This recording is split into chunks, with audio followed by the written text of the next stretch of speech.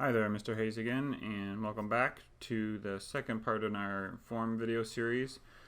In this video, we're going to be covering some of the basic questions that you can add to a form and the different options that you have with them.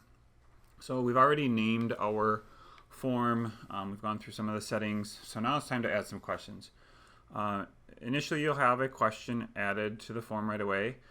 If you click on that form, you'll have a place for your question of your form, your responses, some options here to duplicate or delete, making the question required, some options, display options about the form, or the question, excuse me, and then adding in or changing the type of question. So when you click on the drop down here, you'll see the different types of questions that you have. We're going to go over the ones at the top here. So I'm going to go through each of these questions and talk about why you might want to use them and some examples of them and what they look like in the forms view, because right now we're in the editing view, so this is kind of like the back end. It looks a little bit different. So these are the types of questions that we're going to go over here first. Now additionally, if you wanted to add questions, the plus button here, add a question, and that's the really nice thing about forms and a lot of things in Google is you just hover over it, it'll tell you what it is. So here if I click the plus button, it'll add in an additional question. You can tell that this question is active because my cursor is in there and I see all the options, whereas this question is not. And so then I'll go back into this first question here. If I want to get rid of it, I can just say delete.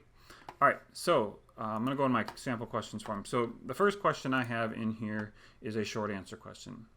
Short answer questions are usually generally for people to fill in 1 or 2, 3 words, something that you don't know what their response is going to be. So if you're sending out a form to parents or to students and you want their first and last name, that would be a good question for a short answer.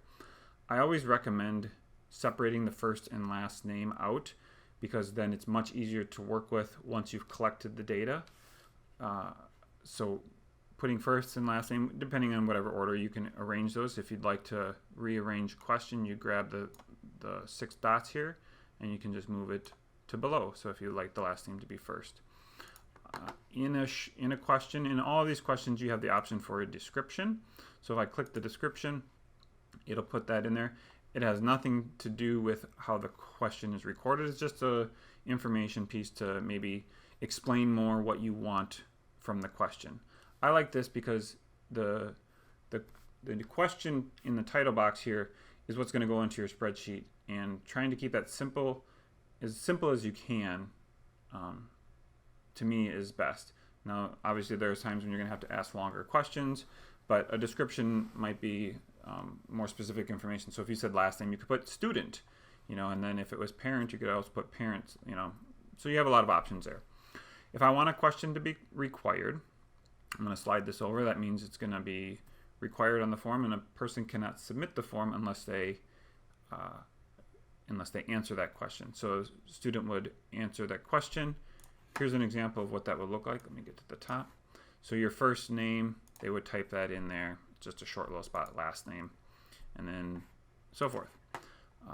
Next question we're going to look at is called the paragraph. So paragraph is very similar to the short answer. It's just it gives you a longer space to type in, and we'll look at that when we go back to the viewable form. But this is just a place where they can type in free form. I don't believe that there is a limit, but I have never tested it out. So if I go into what is your answer, when I type in here, it just gives you more space. And as you can see, it'll go down. Whereas on this one, I'll just type in here, and it just it runs along. So you can see the viewing screen difference between those two. So mission statement, long response answer, you would do a paragraph. Anything shorter than that, just do a short answer. Again, you have the same options, the description. We'll get into response validation a little bit later. Next question we have is called the multiple choice. In a multiple choice, they get to select only one of the choices. So whatever options you put in, they can only pick one of those. The reason I like to do multiple choice is to kind of validate their responses. So sometimes you ask a question and you want to be able to look at responses after they're set in, But if I ask what grade do you teach and somebody puts kindergarten or somebody puts K5 or 5K, those technically are all different answers. Whereas if I use a multiple choice, I'm going to get the same type of response for my questions with them picking the different options. So that allows me to then sort and filter my data later on. So you're really thinking about what data you want after the fact. If there is a possibility that a person would not fit into one of these categories, you can always add other. And when you add other, that will allow them to type into their form. So if we go back here, I'm going to refresh, because once you add a question or change a question, it doesn't show up unless you reload on your view. So here, I can only pick one of these responses. So every time I choose one, it will go to a different choice. And other, I can then type in, 6th grade. But see, there's where you get the option. Like now, if I let them choose other, a lot of different choices could be put in, and it can kind of skew your data. So you have to use that other sparingly. The next question we're going to talk about is the checkbox. Oh, excuse me, we're going to go to the drop-down next. So the drop-down is exactly like the multiple choice, except it'd be used when you have many choices. And the reason you would use that with many choices is because the amount of space it takes up on your form. So here, grade level, not too many choices, but when I get to the drop-down, I have a scroll that I can use. So it kind of just keeps the form rather than having to scroll a bunch. Again, I can only choose one choice, so every time I make a selection, it changes to just that selection. But the difference here between multiple choices, I don't have the other option. So they only get to pick from these choices, but they can only choose one at a time. All right, so let's move on to the checkboxes. So in checkboxes, now that you have the ability to choose multiple choices. So in this one, anything that has got a checkbox by it, it will allow them to pick multiple choices. So if I come here, multiple selections, so I can pick a bunch of them. So when you use checkboxes, you have to decide how you want to collect your data. I use checkboxes in limited occasions.